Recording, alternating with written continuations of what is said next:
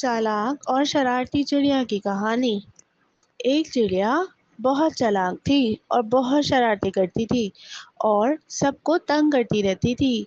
सब जानवरों को परेशान करके रखा हुआ था। एक दिन वो चिड़िया पानी में गिर गई और सबको मदद के लिए पुकारने लगी, लेकिन कोई उसकी मदद के लिए ना आया।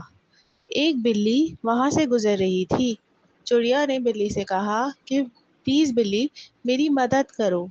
तो बिल्ली ने उससे कहा कि ठीक है, मैं तुम्हें पानी से निकाल दूंगी, लेकिन मेरी एक शर्त है। चिड़िया ने कहा, हाँ बताओ, क्या शर्त है। तो बिल्ली ने कहा कि मैं तुम्हें पानी से निकाल कर खा जाऊंगी।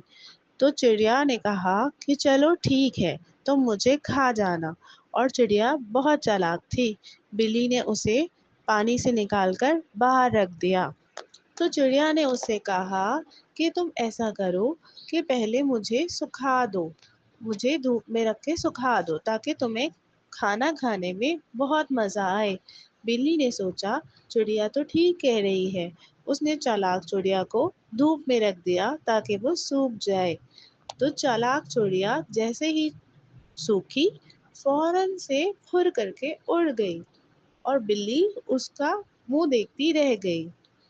और इसके बाद चिड़िया ने फैसला किया कि वो शरारतें करना छोड़ देगी, क्योंकि आज उसकी इन्हीं शरारतों की वजह से उसकी जान जाते जाते रह गई।